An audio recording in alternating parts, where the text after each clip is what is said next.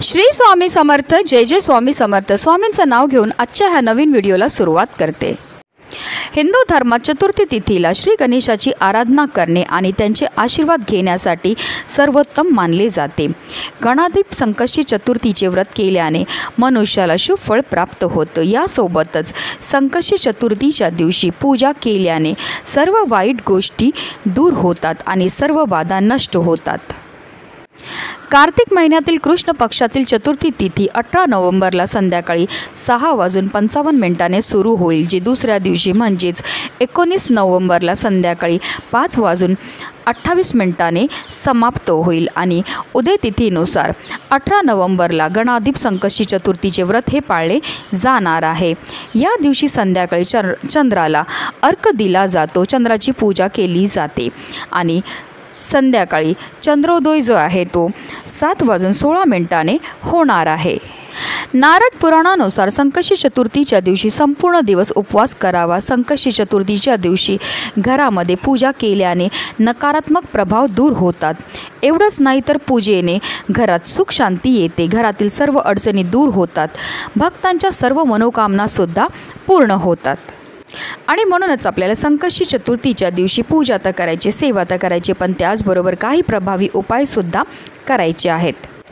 आणि म्हणूनच आपल्याला संकष्टी चतुर्थीच्या दिवशी संध्याकाळी कापूरसोबत ही एक वस्तू जाळायची। ही वस्तू जाळल्यामुळे आपल्या घरामध्ये असणारी जी भांडणं आहेत, इडापिडा, शत्रुबाधा, पितृदोष, नकारात्मकता तर नष्ट होणारच आहे, पण आपलं 7 पिढ्यांचं दारिद्र्य नष्ट होऊन आपल्या संपूर्ण कुटुंबाची भरभरून अशी प्रगती होणार आहे। अतिशय प्रभावी असा हा उपाय, ज्याबद्दल सविस्तर आणि महत्त्वाची माहिती मी तुम्हाला या व्हिडिओमध्ये देणार आहे, तर व्हिडिओ पूर्ण पहा। आणि जर तुम्ही माझ्या चॅनलवर नवीन असतील तर चॅनलला सबस्क्राईब करा आणि शेजारी बेल आयकॉनसुद्धा प्रेस करा, जेणेकरून तुम्हाला माझ्या नवनवीन व्हिडिओचं नोटिफिकेशन हे मिळत राहील आणि तुम्ही एक पण व्हिडिओ मिस करणार नाही।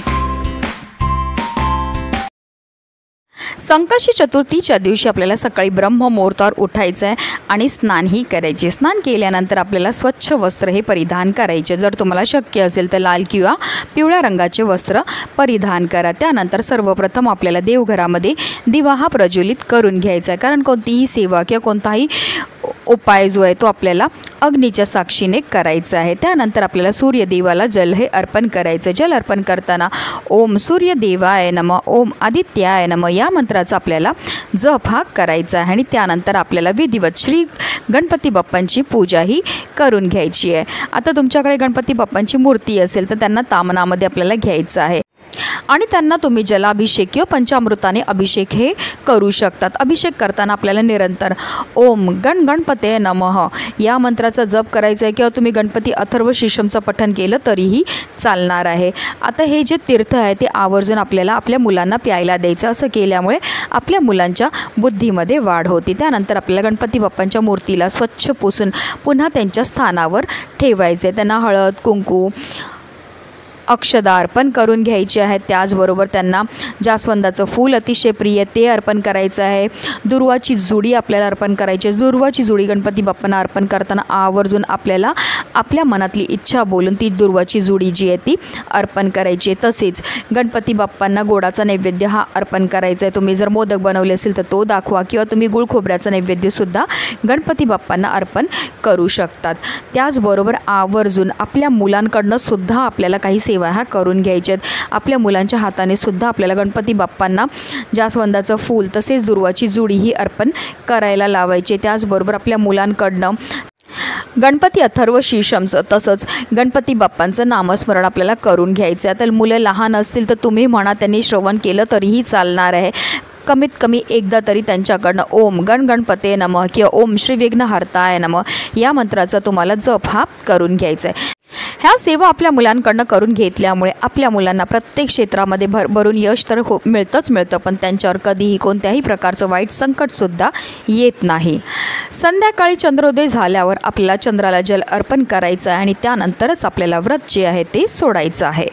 अशा रीतीने आपल्याला पूजा ही करून घ्यायची आहे।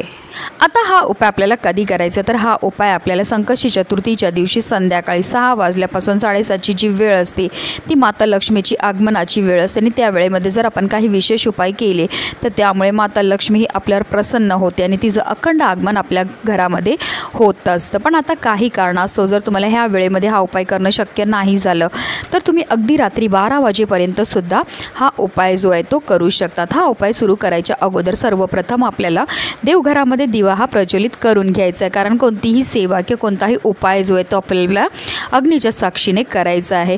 त्यानंतर आपल्याला घराच्या सर्व दरवाजे आणि खिडक्यासुद्धा खोलून टाकायच्यात, कारण आपल्या घरामध्ये असणारी जी नकारात्मकता, इडापिडा, अलक्ष्मी येतील आपल्याला घरातनं बाहेर काढून टाकायचं आहे। त्यानंतर आपल्याला एक मातीची पंतीही घ्यायची आहे, कारण दिवाळी आत्ताच झालेली आहे त्यामुळे प्रत्येकाच्या घरोघरी मातीची पंतीही असणारच आहे।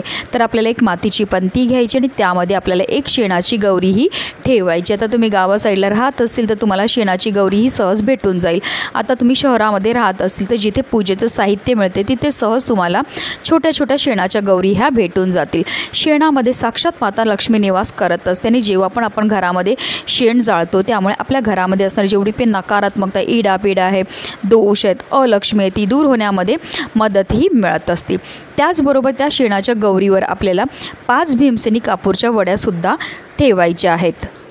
मी प्रत्येक उपायामध्ये आवर्जून सांगते की आपल्याला भीमसेनी कापूरच वापरायचा आहे, कारण तो नैसर्गिकरित्या बनलेला असतो आणि त्याच्यामध्ये जे तत्त्व असतात ते आपल्यामध्ये आणि आपल्या घरामध्ये असणारी जेवढी पण नकारात्मकता, इडापिडा, ग्रहदोष, वास्तुदोष, पितृदोष दूर करण्याकरता अतिशय प्रभावी मानला जातो। तसेच आपल्याला 3 लवंगा घ्यायच्या आहेत आणि 2 हिरव्या वेलचीसुद्धा घ्यायच्या आहेत। ज्या लवंगा आणि हिरव्या वेलची आपण घेणार ते आपल्याला व्यवस्थित पाहून घ्यायच्यात, त्या अखंड असाव्या, कुठेही तुटलेल्या, फुटलेल्या किंवा खराब झालेल्या नसाव्या, त्यासुद्धा आपल्याला त्या मातीच्या पंतीमध्ये ठेवायच्या। त्याचबरोबर आपल्याला चिमूटभर काळे तीळ घ्यायचे आहेत।